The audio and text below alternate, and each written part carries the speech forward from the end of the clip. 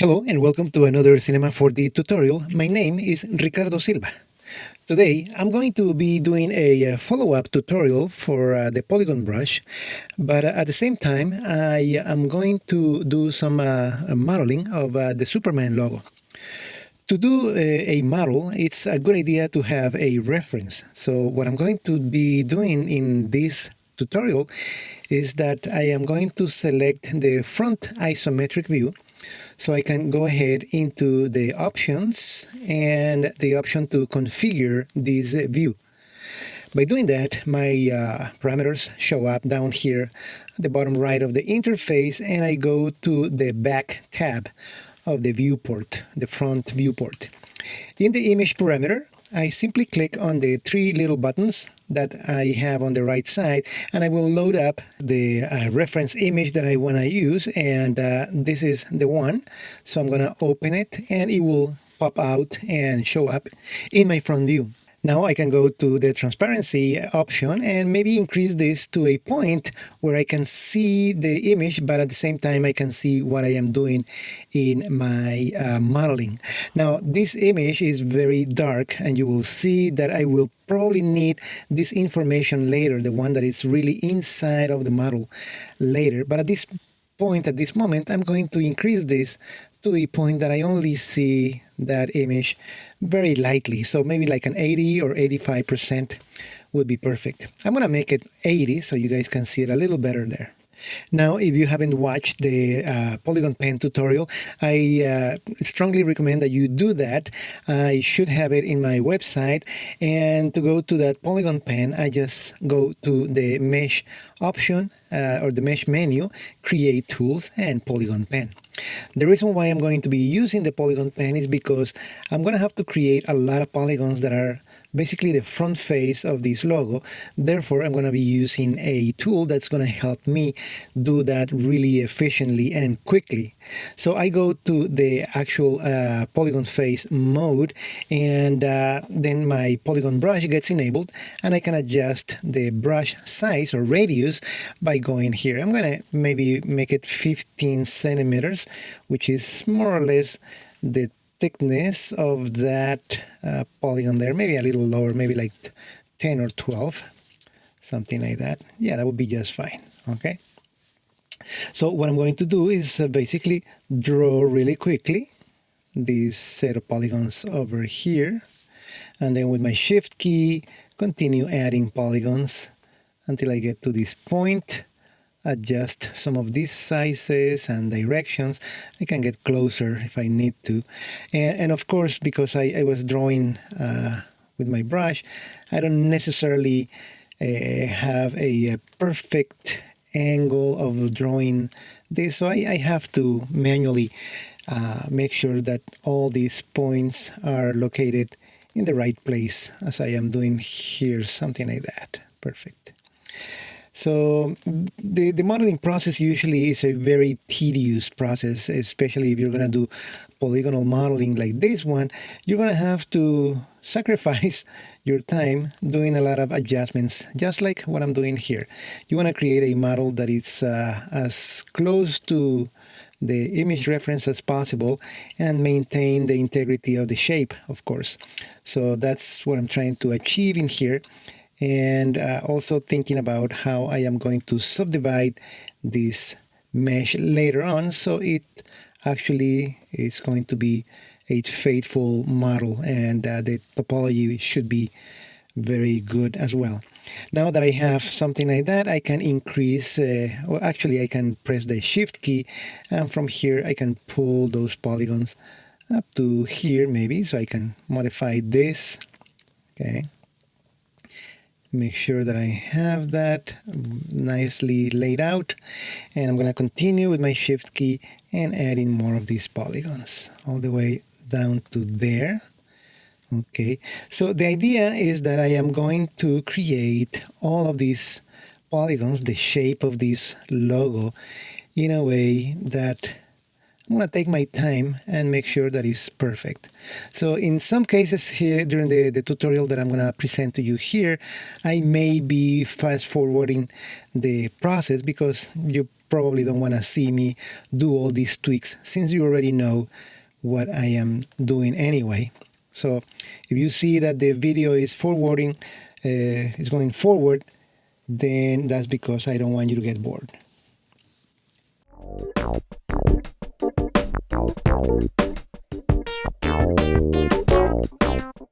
I am making sure that the polygons, they actually touch precisely the area in which they are going to be subdivided. So in this case, for example, here, I make sure that that point falls exactly in that corner, because I'm gonna need some polygons in there to do that. And with my point tool, with my point mode in the Polygon Pen tool, I can add cuts very easily. Okay, so that's more or less what I'm trying to achieve in here, is that sort of that kind of geometry that is going to help me. As you can see here, I added a little gap in there, and that is because I know that I am going to add a row of polygons that it will continue on this area as well. So I'm just leaving room for that in there and adjust my polygons accordingly.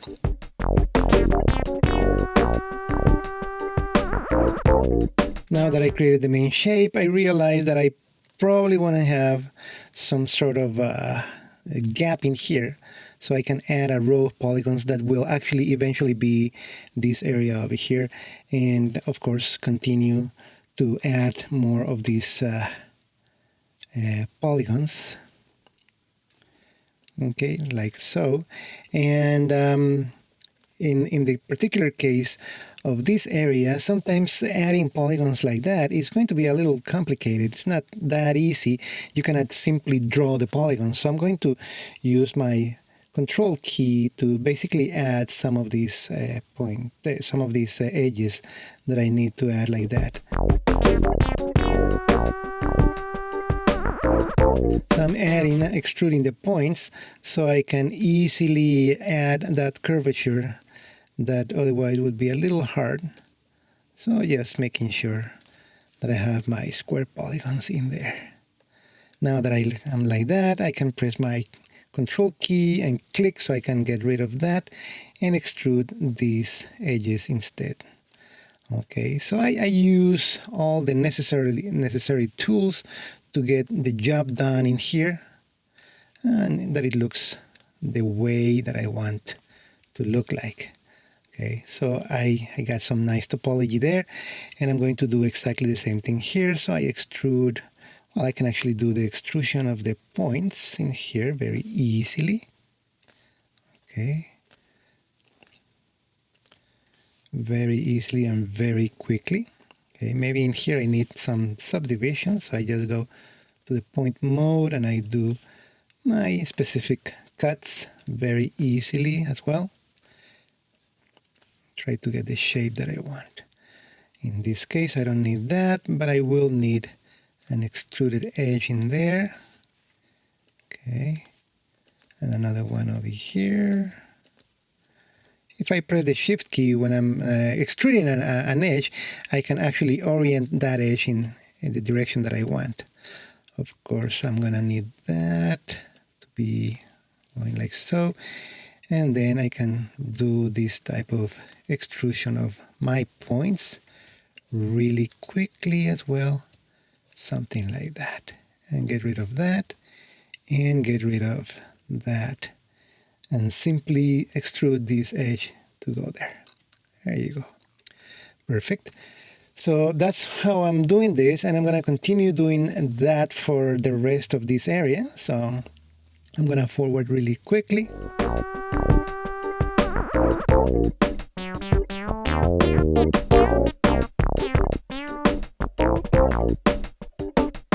In this area that is really thin, I'm going to use the quad strip mode.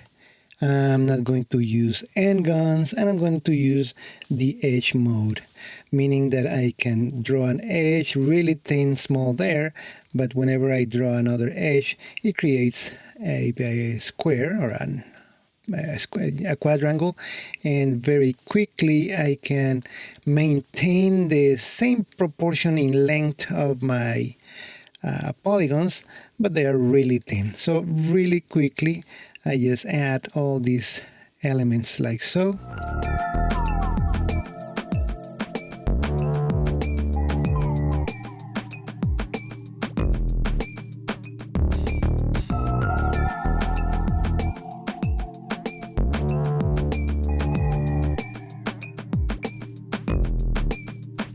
Okay, so now the next step is to add this curvature, that if I go back to my configure element in here and I lower that opacity, I can see that the logo actually goes towards the inside, but it goes towards the inside in a very how would I say it? It starts from the front plane, and then eventually, little by little, it goes down all the way to the back, and it becomes the side of the top area here of the S. So we need a guide or something that will help us create that perfectly fine. So what I'm going to try to do in this case, I'm going to create a plane that is going to be the z-axis, okay, and I'm going to make that turning a little bit, more or less, in the direction that I want this to turn. So I'm going to put it right something like that, okay? So that would be perfect. I'm going to disable the polygon that I created, which is all those front faces. And I'm going to be using the snap, enable snap. Make sure that I am in 3D snapping instead of auto, because when you are working on a front or isometric view, the snapping is by default automatically a 2D snapping. That's why I have to force this to be a 3D snapping option. Okay. Now I'm going to snap, not in the vertex map, okay, but I'm going to snap into the, let's say, polygon. Where is it? Polygon snap. Okay, perfect. So whenever if I go to my spline and I look for Bezier, and if I draw this type of curve that in here I need to see without the grid, so it's a much clearer, okay, something like that, and then in here and so on, like so, I should be drawing on top of the polygon that I created. So I'm creating that curve, okay, but it's being snapped to that polygon that I made that basically my working plane, my temporary working plane. So if I remove that and I enable my polygons, now I can see that indeed I created that curve really straight without the problem of trying to make it that way, okay? So that's the idea that I have right now. In here, in the front view, I'm going to go to the options, and but before I do that, because I know that these points over here, this one and these other ones, they should be all the way back here, in the same level as that. So I'm going to resize that to be something like so, and make sure that it's nice and flat like so. Perfect. So now I can easily go with my options and configure, lower, increase the transparency to something that I am able to see what I'm working on. Go back to my polygons and go back to my Polygon Pen. In this case, I'm going to be using the enable snap in 3D, which is okay. And I'm going to snap to spline snap. I don't need the polygon snap anymore. So now I can go in here and I can press my control key and snap to the spline. So the point that I'm extruding right now with the Polygon Pen is actually snapping to the spline. And you can tell that it is doing that because it says spline snap. So that's good. And I continue doing the same thing to the other points. Okay, so now I know that it is actually going, snapping, extruding, and little by little is following that curve that I created precisely to do this type of distortion of my mesh.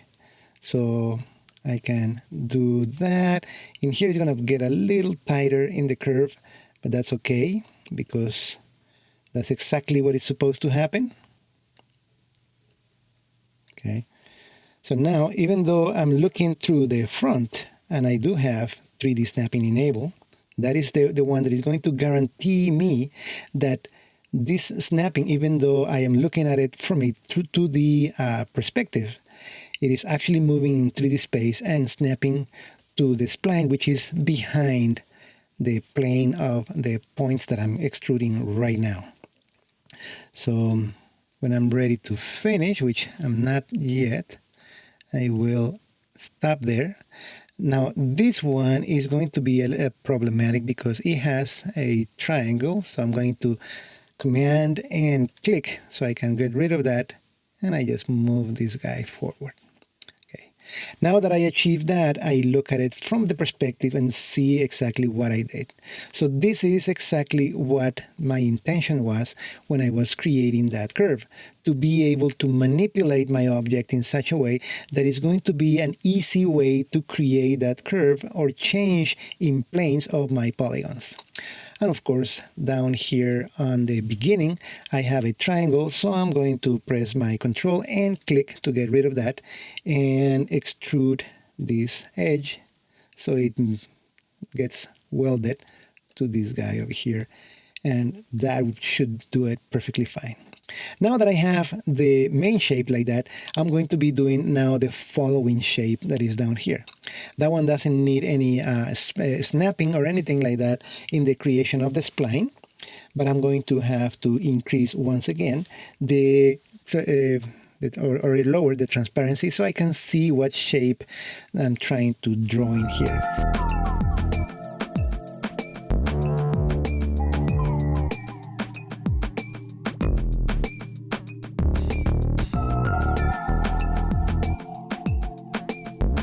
Now that I have that shape precisely done, then I will have to move that shape with my move tool back, probably as much as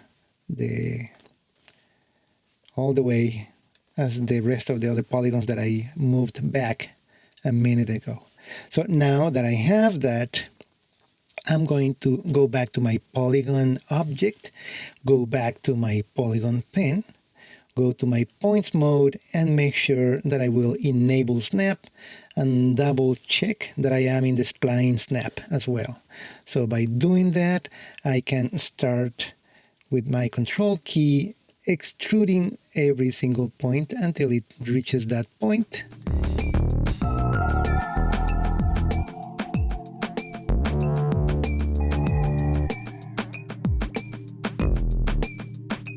Now if I look at it in my 3D view, I can see exactly what I did.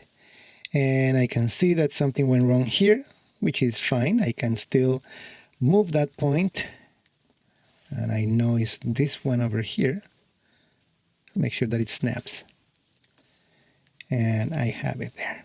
Okay, so I'm going to disable those guys. I don't need them anymore. I'm going to disable my snap. I don't need that anymore.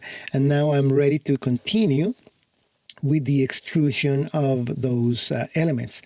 Those additional edges that were not extruded, they can be actually being selected with my selection tool. So I go to my path selection, and I am going to choose the simple edge loop, which selects that. Oh, I'm going to have to go to edges. I'm sorry, edges, and these edges, and these edges.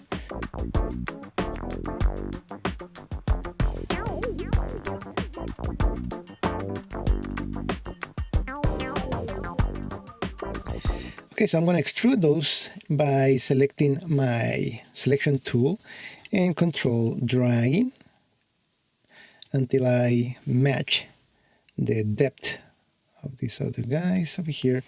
And now I have my object, something like that. And this extruded or this non-extruded edge that I didn't extrude in here, I simply use the bridge tool to go from here to there, and now everything is perfectly fine in there. Of course, I still have some problems in here, which I didn't extrude this area, which I should probably do at one moment or another to make sure that I have geometry there. So I'm going to use my path selection tool here, and I'm going to select without the add to selection. So I'm going to select all of these points, maybe up to the point where I got it somewhere in there. Okay, something like that, probably. Okay, and do exactly the same thing with my selection tool and control drag. I'm going to make sure that they are in a perfect straight line, so I decrease the size to be 0. There you go. And move it to the actual position of the rest of the polygons. Okay, somewhere in there. And now I'm going to have to work with how to fix these areas, because I have an extra element in there. So that shouldn't be too much of a problem. In here, I'm going to add another bridge union. Okay. And over here, I probably would have to, let's say, maybe get rid of this edge in here. And I probably would have to do some sliding of points. So I'm going to press the M and the letter O for slide. So I can go to the point mode and slide some of these points back like so. So I can rearrange my geometry. Okay. So eventually I will have all this geometry flat. So now I can use my normal move tool and go something like so. All right. So what I'm trying to do is basically get rid of that extra edge that I had in there, but remain with quads at the same time. Okay. So now that I have more or less created that, I will have to flatten all those edges. So I'm going to press my UL for loop selection, which it does a nice loop selection there. Another loop selection here, another one over here. Let me see, there you go. And of course the one on the outside, the one on the inside on these little triangles. Okay, so I have all those edges or points together. Now I can manipulate that to be at 0. There you go. So now I make sure that they are all flat, and I can convert that into a convert selection from points to edges. Okay, and I'm just going to do a little tiny extrusion on those. Okay, and now from here on, basically I have to close these polygons in the back. You can see the full production of this logo in a time-lapse video that I created, and it's posted on the web as well. So until next time, have a great day. Bye-bye.